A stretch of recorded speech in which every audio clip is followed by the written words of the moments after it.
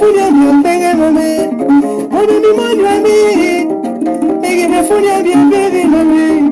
Papa, maman. Papi, maman. Et je sais, mais laisse maman.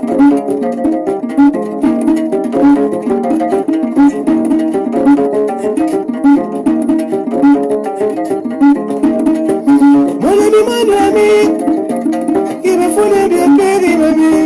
Mon ami, il me fouille bien, pégé, mamé. Papi, maman. Papi, maman. Et je sais, mais laisse maman.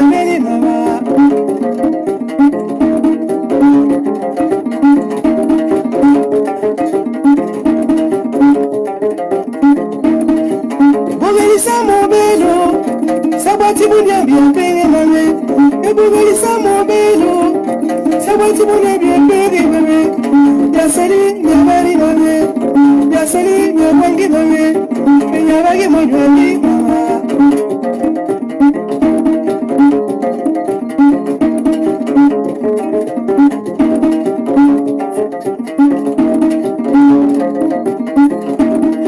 Et vous ça mon bélo. Ça va bien payé, mamé. Vous ça mon bélo. Ça va bien payé, mamé. Y'a soli, y'a mari, mamé. Y'a soli, y'a mari, mamé. Et y'a reggae, mon jolie, maman.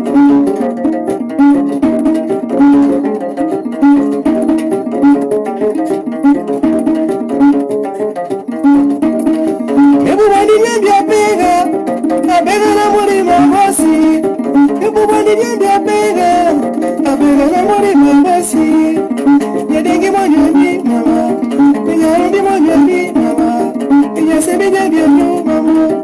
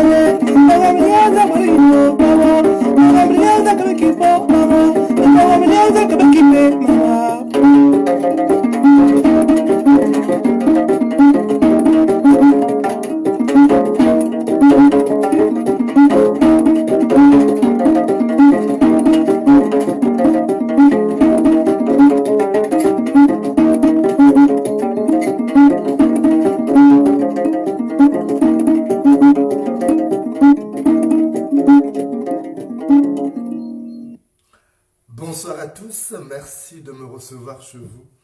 J'espère que vous avez bien amorcé le week-end et qu'il va aussi bien se terminer pour vous. Je viens pour porter un démenti. Parce que depuis hier, mon téléphone ne cesse de sonner à la suite d'une fausse information véhiculée par mes ennemis tapis dans les arcanes du pouvoir. Ils ont laissé entendre que je suis au bord du suicide à la suite de la plainte déposée par l'ambassadrice du Gabon en France, Liliane Massala.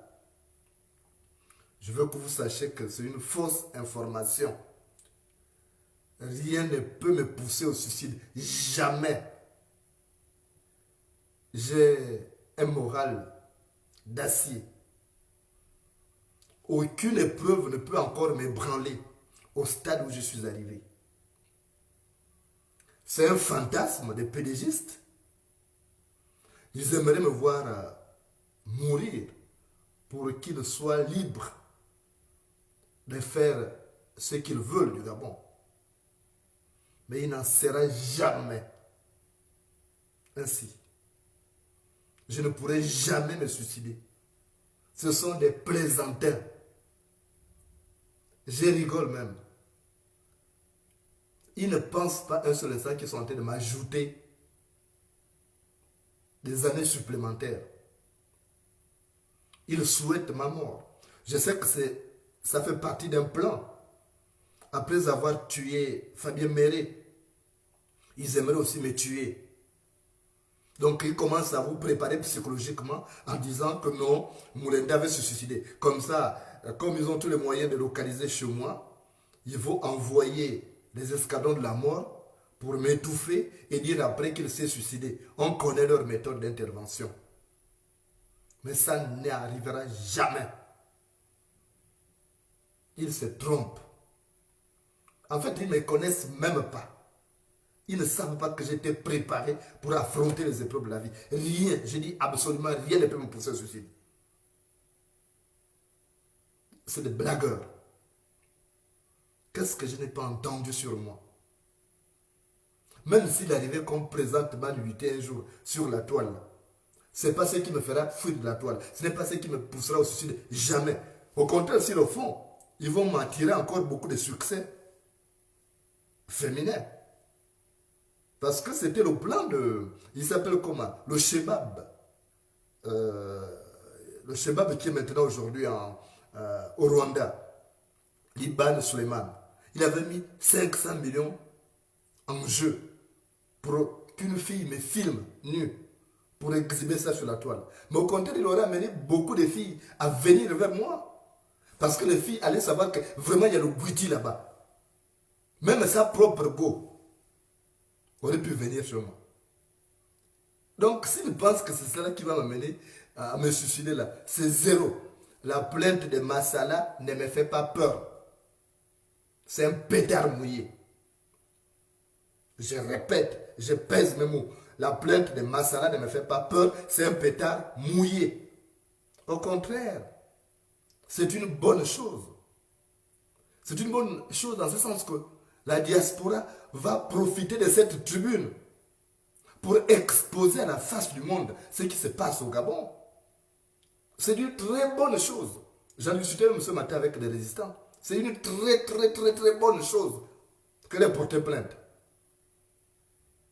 Vous savez, le piège du malchanceux n'attrape que son cher. Donc ceux-là qui pensent que moi je vais avoir peur d'une petite plainte, mais ça c'est mal connaître Moulenda en fait. C'est mal me connaître.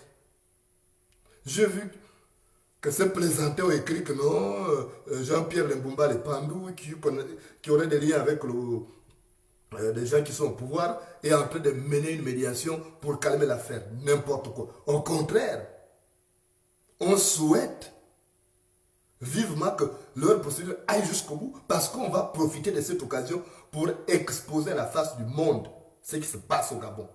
Et on va profiter de cette occasion pour dépioter cette femme-là et engager une autre procédure. Donc c'est bien fait. Quand le singe vous apporte une corde, mais il faut l'attacher avec cette corde. Pourquoi se suicider? Pourquoi se suicider? Moi je suis un combattant. Ça c'est zéro. Tous ceux qui sont en train de faire c'est zéro. Vous n'avez pas remarqué que j'ai beau taper sur Sylvia Bongo, j'ai beau taper sur Ali Bongo. Eux-mêmes n'ont jamais porté plainte. Parce qu'ils savent que cette plainte qu'ils déposeraient devant les juridictions françaises va se retourner contre eux-mêmes. Ils ne sont pas bêtes. Si Ali Bongo était aussi bête qu'on le pense là, il aurait déjà perdu le pouvoir. Mais là, il y a ceux qui sont autour de lui, qui ne connaissent rien, donc qui se mettent dans des situations inconfortables. Il faut les laisser. Et vous pensez que c'est pour ça que moi je vais me suicider? Au contraire, c'est zéro. Je vous dis que c'est zéro ce qu'ils sont en train de faire. Eux-mêmes, ils ont engagé, ils ont envoyé des gens pour me parler. J'écoute. Au-delà de tout, ces gens-là sont des compatriotes. Liliane Massala a acquis la nationalité gabonaise, même si elle est congolaise. Donc je la considère comme une compatriote. Mieux, c'est la femme d'un frangin. Donc c'est notre femme, parce qu'on l'a dotée avec notre pognon du Gabon. Donc c'est notre femme. Donc si elle envoie des gens pour me parler, moi j'écoute ces gens. Parce que nous sommes liés quand même par ce Gabon. Mais dire que moi, Moulenda, je vais demander que elle retire la plainte, sinon je me suicide. Mais ça, c'est mal me connaître. C'est-à-dire que vous ne me connaissez pas. J'ai vu des gens qui ont appelé, non, envoyé des messages d'inquiétude. J'ai dit, mais vous ne me connaissez pas finalement. Donc, je suis avec vous tous les jours là, vous ne savez pas que Moulenda a été préparé depuis son jeune âge pour affronter les épreuves de la vie. Vous ne savez pas ça.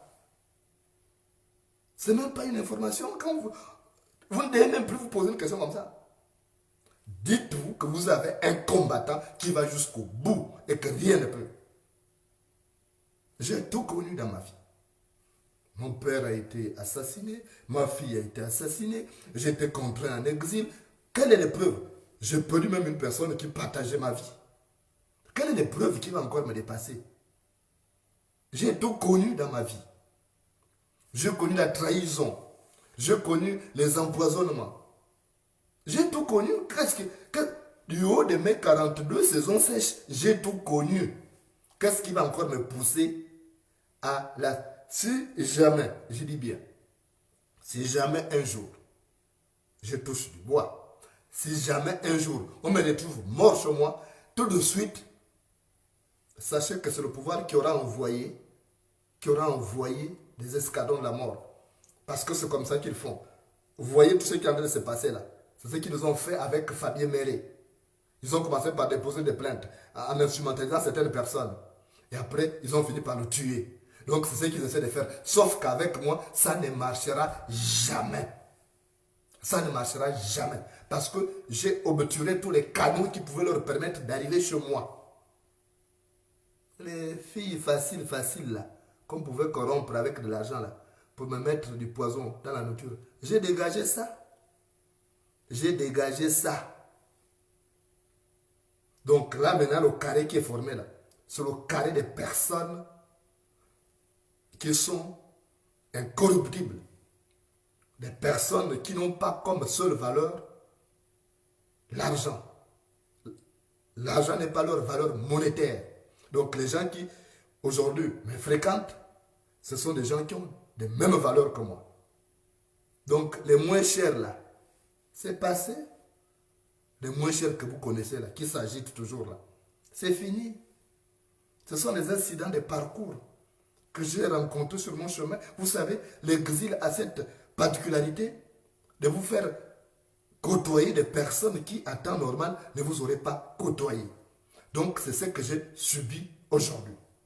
Donc, pour rien au monde, je peux me soucier. Et jamais,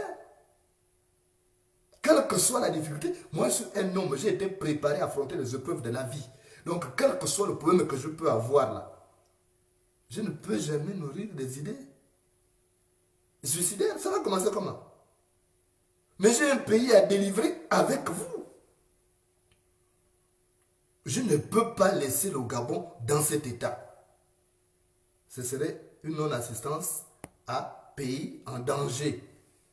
J'ai mon rôle à jouer dans ces pays-là.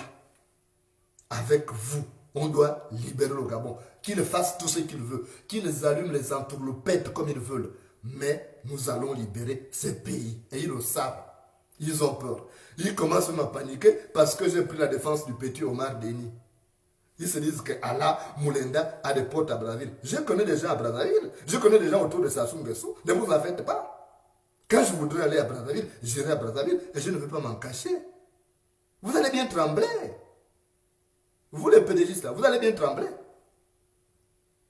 Vous me verrez un jour à Brazzaville. Parce que Sassou Nguesso, c'est notre père. Il a bouffé notre pognon.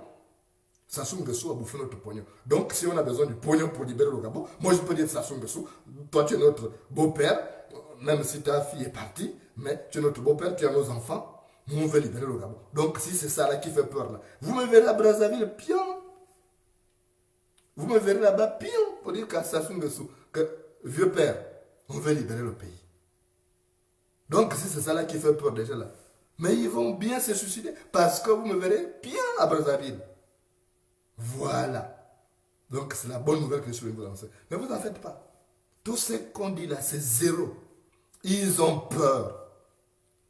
Tout ce que vous voyez là, ils sont en train de s'agiter là. Parce qu'ils savent que ils vont tomber. La peur a changé les camps. Regardez, les gens qui ont toute l'armée avec eux, les gens qui ont toute la sécurité avec eux, ce sont les gens là qui se plaignent là, ils disent on va nous enlever. Oh, la peur a changé les camps. La peur a changé les camps. Regardez comment notre belle soeur là, notre femme, notre meuf là, Liliane Massala, c'est notre femme, parce que c'est la femme de l'autre frère Massala, c'est notre femme, c'est notre meuf. Regardez, elle qui est ambassadrice du Gabon en France, elle crie maintenant, oh, on va m'enlever, alors qu'elle a toute la sécurité. Mais si elle qui a toute la sécurité se plaît, et moi qui suis seul, je n'ai personne, il n'y a que Dieu qui est avec moi pour veiller sur moi. Donc regardez comment la peur a changé les camps. Et ça traduit une fin des règnes imminente. C'est une fin des règnes imminente. Donc, n'ayez pas peur. Je reste à vos côtés et je me battrai jusqu'au bout. Et vous voyez la tenue que je porte là, la jolie tenue que je porte là. C'est ma mère qui l'a fait coudre. Hein. C'est ma mère qui a envoyé cette tenue là. Et je lui dis au passage, merci d'ailleurs. C'est ma tante mère qui a fait coudre la tenue que vous voyez avec moi là. Ça ne vient pas du Bénin parce qu'on vous connaît. Ça ne vient pas du Bénin. C'est ma mère qui a fait coudre cette tenue. Elle sait que j'aime la couleur jaune. Elle sait que son fils aime la couleur jaune. Donc elle aimerait me voir au Gabon en vie. Elle sera à l'aéroport quand on va rentrer là en triomphe. Donc pourquoi nourrir les idées suicidaires? J'ai mes enfants qui m'attendent, j'ai mes amis. J'ai mes parents à Chimazok. Vous savez que je m'appelle Biba, Big Chimazok. Hein? C'est Biban de Chimazok. Donc, pourquoi je me suis suicidé? Je n'ai pas terminé ma maison à Mandi. Je n'ai pas construit ma maison à Chimazok chez moi. Pourquoi je me suis suicidé? Ce sont des blagueurs. Ils n'ont encore rien vu. On va leur faire ça à l'envers. Ils sont en train de jouer. Parce qu'ils n'ont pas encore senti le danger. Je vous dis souvent que l'antilope qui n'a pas encore vu le lion a sa manière de courir. L'antilope qui n'a pas encore vu le lion a sa manière de courir. Donc on va leur faire ça de là à là. Ils n'ont qu'à continuer à jouer comme ça. C'est pourquoi je voulais dire aux jeunes qui véhiculent cette information-là, que non, Moulenda... Donc vous voyez là, j'ai la bouille de quelqu'un qui peut avoir peur pour se suicider. Et puis, l'Europe, la France principalement, ou la Belgique, ne sont pas des pays, ce ne sont pas des sous-préfectures du Gabon, pour que quelqu'un vienne dicter leurs lois. Ce sont des blagueurs, en fait. Moi, je rigole. Ils ont écrit dans leur chiffon, là, qui est une véritable bouillie pour les chats. Ils ont écrit que non, Moulenda a reçu l'assignation. Je n'ai pas encore reçu l'assignation. Quand on envoie l'assignation, on attend ça de pied ferme. Tous les résistants attendent ça. Les avocats attendent cette assignation. On attend. Et puis, on va voir. Donc, n'ayez pas peur. Nous sommes là pour défendre notre pays. On n'a tué personne et on ne tuera personne évidemment parce que notre pays c'est le Gabon. On ne peut même pas dire qu'on va tuer quelqu'un. Pourquoi tuer quelqu'un? Pourquoi on va tuer quelqu'un? On n'a pas besoin de tuer quelqu'un. C'est notre pays. Pourquoi on va tuer? C'est une guerre idéologique. C'est une guerre politique, ce n'est pas une guerre physique. Ah non! C'est une guerre idéologique. On va leur faire la guerre des nerfs. Voilà. Et ceux qui ne sont pas rompus aux techniques de combat politique, ils n'ont qu'à démissionner déjà. Et ils ne vont pas tenir. Parce que je sais que ceux qui n'ont pas la même quantité de salive ne mangent pas la farine ensemble. Ceux qui n'ont pas la même quantité de salive ne mangent pas la farine ensemble. Donc, ne vous en faites pas. Moi, je ne me suiciderai jamais. Même si j'ai des difficultés. Mais si j'ai des difficultés, je viendrai vous voir. Si je n'ai plus rien à manger chez moi, je vais vous appeler pour dire que écoutez, je n'ai rien à manger. Comme ça, vous allez m'envoyer un peu d'argent pour payer à manger. Mais si jusque-là, je ne le fais pas, c'est parce que je ne me suis jamais retrouvé dans cette difficulté-là. Donc, quel est ce problème-là? Et l'avantage en Europe, c'est qu'il y a ce qu'on appelle le resto du cœur. Donc, si je n'ai plus rien à manger là, moi que vous voyez là, si je n'ai plus rien à manger là, j'ai les numéros de Gabonais là, qui ne peuvent pas tous m'empoisonner parce que tous ne sont pas mauvais. Donc, si je n'ai plus rien à manger, je peux démarrer ma voiture, je vais chez tel prix que je n'ai pas mangé, la personne va faire la cuisine même devant moi. Donc, pourquoi je me suis suicidé? Aka, Anéa. Mais c'est des blagueurs, ces gars-là. Les politistes, ils fonctionnent avec les fake news. Leur problème, c'est ça, les fake news. Et c'est devenu leur mode de gouvernance, les fake news. C'est pourquoi le pays n'avance pas. Regardez comment le pays est aujourd'hui. C'est une honte de voir le Gabon dans cet état-là. Je n'ai jamais imaginé ce instant. Donc, ceux qui me souhaitent la mort, ils n'ont qu'à continuer. Mais moi, je ne vais jamais leur souhaiter la mort. Vous avez même vu quand le roi paresseux est tombé malade à Riyad, en Arabie Saoudite. Vous avez vu que moi, je ne vais pas souhaiter le pire.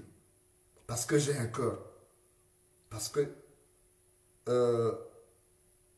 ma bonté est une flamme qu'on peut cacher, mais qu'on ne peut jamais éteindre. Ma bonté est une flamme qu'on peut cacher, mais qu'on ne peut jamais éteindre. Donc, je ne souhaiterai jamais du mal à quelqu'un. Voilà. Je ne souhaiterai jamais du mal à quelqu'un pour dire que non, il faut qu'il meure. Non. Eux me souhaitent la mort, tant mieux. Mais moi, je ne veux jamais leur souhaiter la mort. Jamais. Parce que moi, j'ai des valeurs sacerdotales. Je ne peux pas. C'est-à-dire que là, ce que j'ai reçu comme éducation, ça ne me permet pas de souhaiter, même à mon pire ennemi. Pourquoi? Vous savez, je vais vous donner un secret aujourd'hui, c'est spirituel. La vie est spirituelle. Les injures, les critiques, la haine, la jalousie, ça ne détruit que leurs propres auteurs. La jalousie, la haine, les injures, ça ne détruit que leurs propres auteurs. Je vous dis, c'est comme un cadeau. Je vous prends un exemple bête. Si moi je viens chez vous, si je viens, je dis bon, je vous apporte ce téléphone. Je prends l'exemple, je vois Eliane Azaro qui est connectée. Je vois Eliane Azaro qui est connectée. Je viens, je dis bon, Eliane, voilà ce téléphone Huawei, je te donne ce téléphone-là. C'est un cadeau. Maintenant, c'est à Eliane d'apprécier. Si Eliane refuse, elle dit, je n'ai pas besoin de ton cadeau. J'ai fait quoi? Je retourne avec mon cadeau.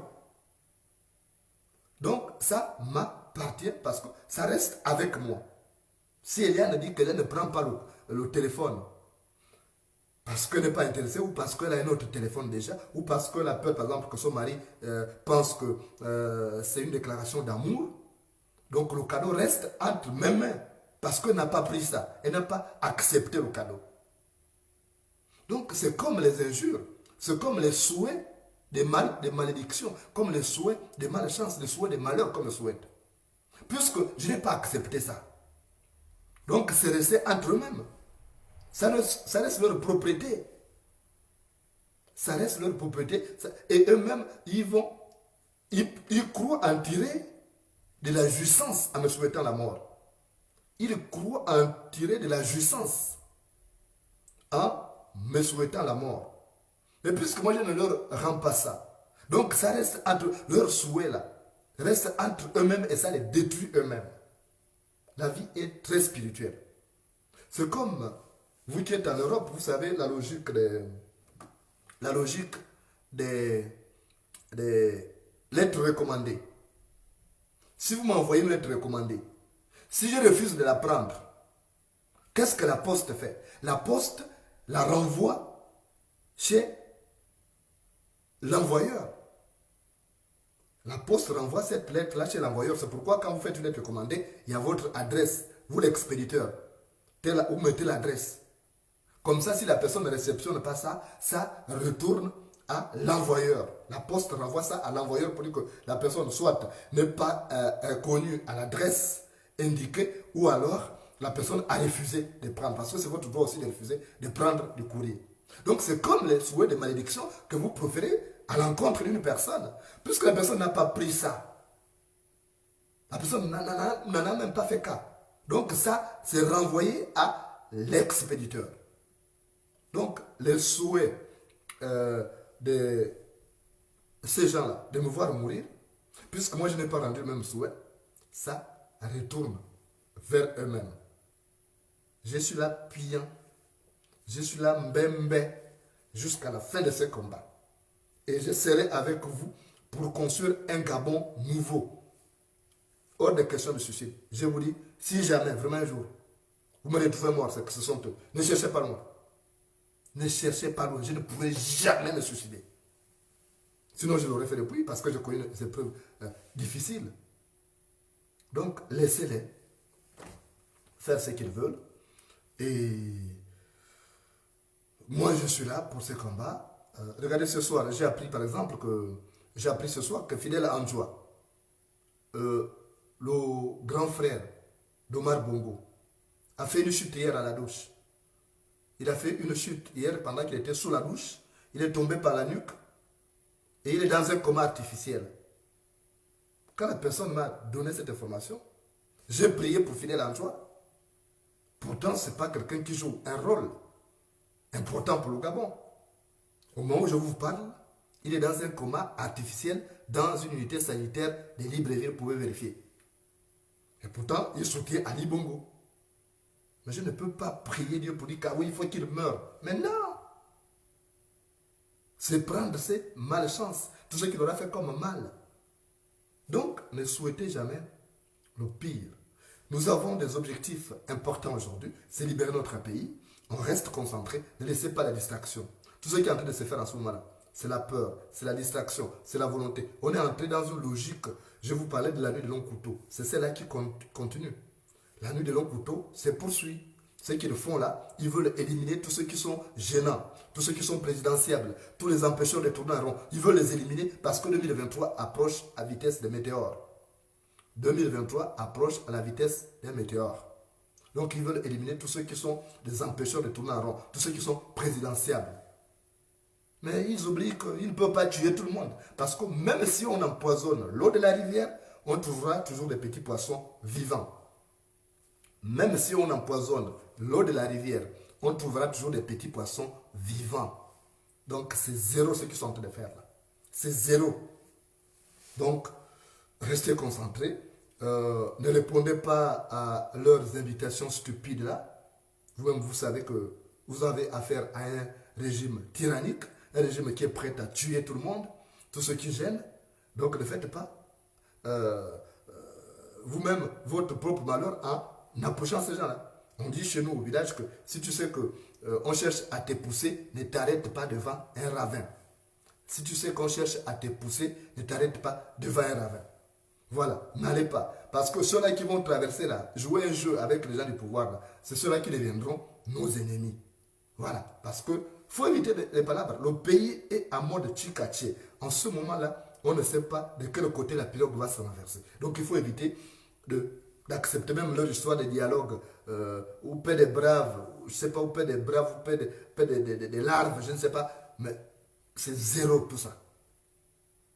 C'est un club d'amis. Ils veulent organiser 2023. Ils veulent vous associer pour que vous ne soyez pas en position de vous opposer à une nouvelle forfaiture. Donc, n'acceptez pas ça. Ceux qui vont accepter, qui vont trahir le pays, ils perdront le temps. Et d'ailleurs, en passant, je voulais dire un grand merci à tous les activistes qui se sont mobilisés depuis que Mme Massala a déposé sa plainte digne d'un contre-feu devant le tribunal de Paris. Merci à vous tous. Merci à tous les activistes. Vous êtes nombreux à vous mobiliser. Vous êtes nombreux à attaquer, justement, parce qu'on attend de pied ferme l'assignation et après, on va aviser. C'est ça là qu'on attend.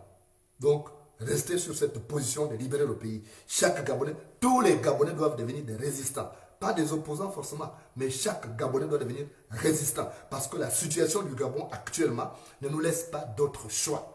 La situation de notre pays actuellement ne nous laisse pas d'autre choix. On doit résister, quelles que soient les friandises qu'on peut nous proposer. N'acceptez pas.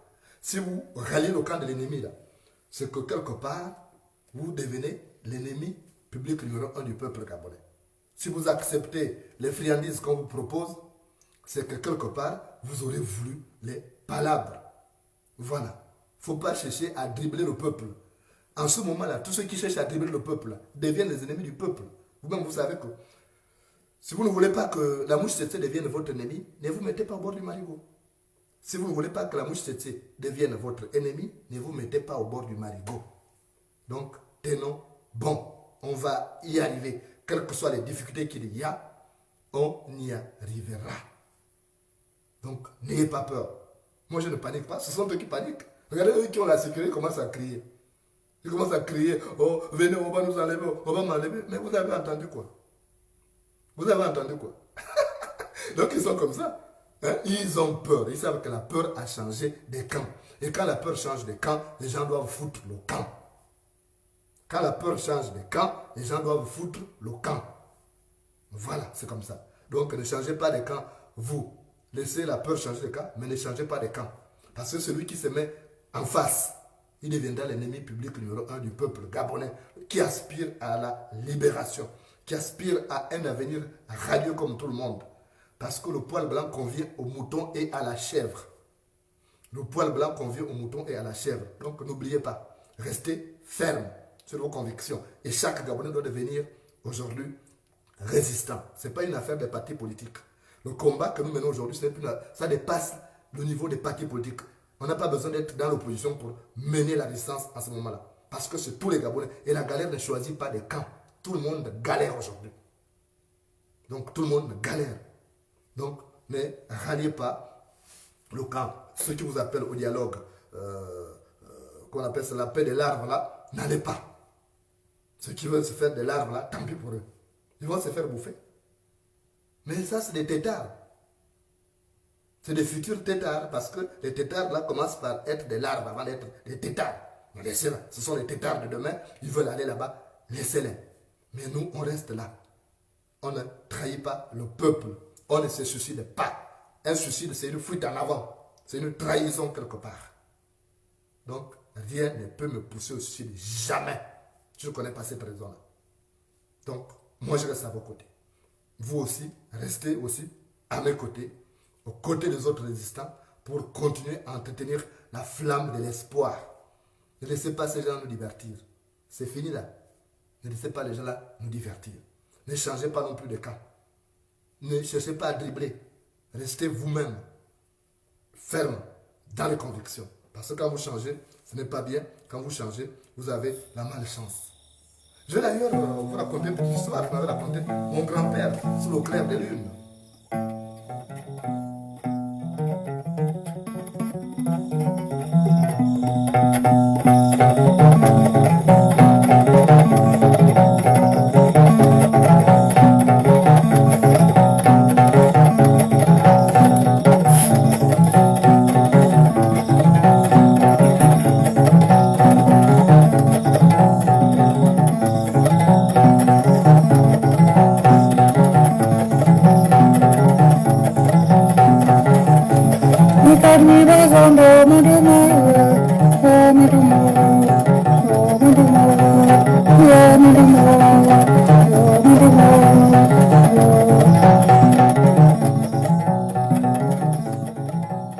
Dans ce village, il y avait un homme.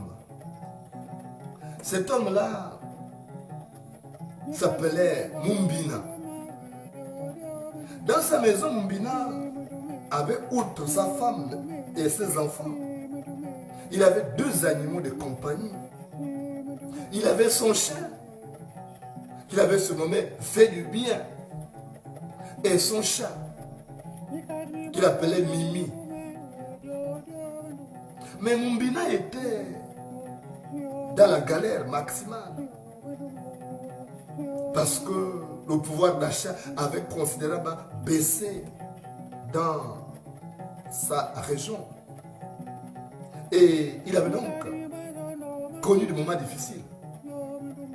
Voilà qu'un jour, en se promenant, Mumbina a ramassé une bague, je peux dire une bague magique, une gourmette en or. Une bague en or, allez-je dire. Et quand il a amené cette bague à la maison, il l'a déposée sur la table. Et dès que la bague là est entrée dans la maison de Mumbina, Mumbina a commencé à connaître des beaux moments. Il a commencé à connaître les richesses. Il avait tout en abondance. L'argent, la nourriture, tout ce qu'il demandait. Parce que c'était une sorte de gris-gris qui favorisait les chances. Et comme il avait tout à foison, même ses animaux de compagnie étaient heureux. Son chien fait du bien. Son chat Mimi était à l'aise aussi parce qu'il mangeait aussi. Mais voilà qu'un jour, Mumbina avait, avec sa femme Marungu, décidé, vu l'importance de ces bijoux, de faire fabriquer un petit coffre. Et il a fabriqué un petit coffre. Il a mis la bague, parce que c'était un porte-bonheur. Et il a accroché ça au mur, non loin de la porte. Mais il y avait quelqu'un qui était un voisin, qui était informé de la présence de cette bague magique dans la maison de Mumbina. Donc, concupiscent, cet homme avait décidé d'aller dérober cette bague pour profiter aussi à son tour des bienfaits de cette bague. Profitant de l'absence de Mumbina, ses voisins qui habitaient l'autre côté de la rivière, parce que le village était divisé par une rivière. Donc, ses voisins avaient pris sa pirogue, il a traversé, et il est allé chez Mumbina, il a juste arraché le petit coffre là contenant la bague, et il l'a amené chez lui, sous le regard hagard et impuissant de fait du bien, le chat de Mumbina, et de Mimi, le chat de Mumbina. Le chat s'est mis à miauler, fait du bien s'est mis à aboyer. Mais quand Mumbina est arrivé, il était trop tard. Et la bague étant sortie de la maison, Mumbina a retrouvé sa galère maximale. Plus d'abondance d'argent, plus d'abondance en nourriture, plus rien, c'était la galère maximale. Même fait du bien, son chef ne mangeait plus à satiété, il était devenu maigre. Et c'est comme ça que Mumbina a commencé à se poser des questions. Mais fait du bien et Mimi, le chat de Mumbina, on dit non, il y a un problème. Depuis que le voleur là est venu décrocher la bague de notre maître là, il y a la galère. Il faut qu'on aille récupérer la bague là, chez le voleur là. Parce qu'on ne peut plus galérer comme ça. Il n'y a plus rien à manger, plus rien. Et c'est comme ça que le chat de Mumbina et son chien se sont mis en route. Mais voilà qu'ils sont arrivés devant la rivière. Obstacle. Parce que le chat ne sait pas nager. Donc le chat de Mumbina a dit à son compagnon, fais du bien. Il a dit, mais je ne peux pas traverser, moi je ne sais pas nager. Fais du bien, a dit, on va traverser, il faut qu'on aille prendre la bague, on ne peut plus souffrir. Nos maîtres souffrent. Et quand ils souffrent, nous on souffre avec eux. Regarde comment on a maigri. On a maintenant la peau sur les os. Le chat dit, moi, je ne peux pas, là je vais me noyer, je ne peux pas traverser. Et fais bien, dit, écoute, dans ce cas, mets-toi au dos, mets-toi sur mon dos. Il dit, j'espère que tu ne vas pas me mouiller même les pattes. Il dit, non, tu ne vas pas te mouiller. Donc, le chat de Mumbina s'est mis derrière, fait du bien, le chien de Mumbina, et le chien s'est nagé, il a traversé la rivière, il est arrivé à l'autre rive. Et le chien a dit, mais tu as vu, c'était pas aussi compliqué. Toi, tu craignais, tu pensais que j'allais te plonger. On va aller récupérer la bague. Et ils sont partis de l'autre côté. Et ils sont arrivés dans la maison du voleur là. Le voleur là s'est trouvé derrière la maison, en train de labourer son champ, son jardin. Et ils sont entrés et ils ont vu le petit coffre contenant la bague. Fais du bien, a dit à Mimi, le chat de Mumbina, dit, moi, allez, toi qui grimpes là, allez, fais descendre ça. Ils ont fait descendre le petit coffre qui avait la bague. Et après, qu'est-ce qu'il fallait faire? Ils ne pouvaient pas soulever tout le coffre, c'était compliqué. Et fait du bien, a dit à Mimi, le chat de Mumbina, de son maître, pour dire, bon, comment on va faire? On ne peut pas soulever le coffre. Comment on va faire? Ils se sont mis à réfléchir.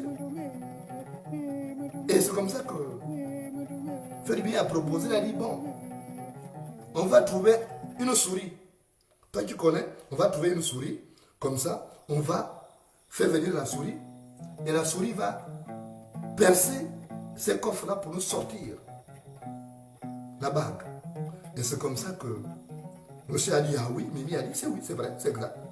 Ils ont trouvé une souris et ils ont dit, hey, toi, tu es réquisitionné pour nous rogner ce coffre-là. Parce qu'on va récupérer la bague. La souris, la peur au ventre, sachant que si elle n'exécutait pas, elle allait être dévorée. La souris a commencé à percer donc le coffre. Il a rogné, elle a rogné, et puis il y a eu un trou, la bague est sortie. Et sans demander le reste, sans même demander la main d'œuvre. La souris a taillé, elle a fouillé, elle a dit à moi, ceux-là ne sont pas des gens à rigoler. Donc ils sont partis, la souris est partie. Et le chat de Mumbina a récupéré la bague. Il a mordu avec ses dents. Et ils sont repartis, arrivés à la rivière. Le chat est monté sur le dos du chien, donc des faits du bien. Il a traversé. Et dès qu'il a traversé l'autre côté, il est descendu. Mais au lieu d'attendre le chien, donc son compagnon fait du bien, tout de suite il est monté sur le toit. Parce qu'il voulait arriver le premier chez les patrons. Il a sauté de toit en toit. Pendant que fait du bien slalomait entre les maisons, c'était compliqué. Et le chien arrivait avant. Quand il arrivait avant, il arrivait devant Marumbu et a commencé à bousculer sa queue et à lâcher la bague. Marumbu a dit, waouh, voilà notre bague porte bonheur. Grâce au chat. Donner un gros poisson au chat, dit vraiment, toi tu es un chat digne. Mais le chat n'a pas dit que j'étais avec Fait du bien, je n'étais pas seul. Non, il voulait bien se faire voir. Et quand Fait du bien arrivé après, Fait du bien qui avait nagé, mouillé, quand il arrive là, il bouscule, Fait du bien bouscule un peu ses poils. Et l'autre touche Marumbu, Marumbu prend le bâton, tape Fait du bien, dit toi tu sors d'où, hein? Tu nous fous quoi? Qu'est-ce que tu fous dans cette maison? Sors. Et le chat, donc Fait du bien est sorti. Et le chat était là. Parce qu'il avait reçu son coup. Son coup, c'était de faire voir que c'est lui qui avait reçu. Il a dribblé l'autre. Et c'est comme ça que Fait du bien a dit, ah bon, on est partis ensemble. C'est moi-même qui ai trouvé l'idée de faire tomber ça, d'attraper une souris pour nous percer. Maintenant, toi, tu es venu dire ça. Il dit, ok, à partir d'aujourd'hui, là, toi et moi. Et c'est comme ça que Mimi, le chat de Mumbina, ne restait même plus. Il passait son temps sur les toits, il avait peur. Parce que c'est que sur la toiture, là, Fait du bien ne pouvait pas monter. Il avait peur de rester maintenant avec son compagnon. Parce qu'il avait fait du mal. Quand on a fait du mal à l'autre, on n'est plus en paix. Quand on a fait du mal à l'autre, on n'est plus jamais en paix. Alors, laissez les pédophiles faire du mal. Ils ne sont plus en paix. Regardez, ils commencent à crier. Ce sont eux-mêmes qui crient. Ils pleurent. Ils crient aux enlèvements. Ils crient au kidnapping. On veut nous kidnapper. On veut nous tuer. Ils ne sont plus en paix parce qu'ils nous ont fait du mal. Alors, vous aussi ne faites pas du mal. Laissez-les faire leur mal. Vous avez vu comment le chat n'était plus en odeur de sainteté avec son compagnon. Parce qu'il avait roulé dans la farine. Et il avait fait du mal. Donc vous aussi ne faites pas du mal. Sinon vous ne serez plus jamais en paix avec les résistants. Et tous ceux qui ont fait du mal au pays ne sont plus jamais en paix. Ils commencent à crier, ils deviennent même paranoïaques. Comme les gens que vous connaissez là. Des gens qu'on ne peut même pas toucher pour ne pas hériter de leurs péchés. Donc ne soyez pas comme le chat, comme Mimi, le chat de Mumbina, qui avait roulé l'autre, qui avait fait du mal à l'autre. Parce que sinon vous ne serez plus jamais en paix. Merci de m'avoir reçu chez vous. Soyez rassurés, le combat continue jusqu'au bout.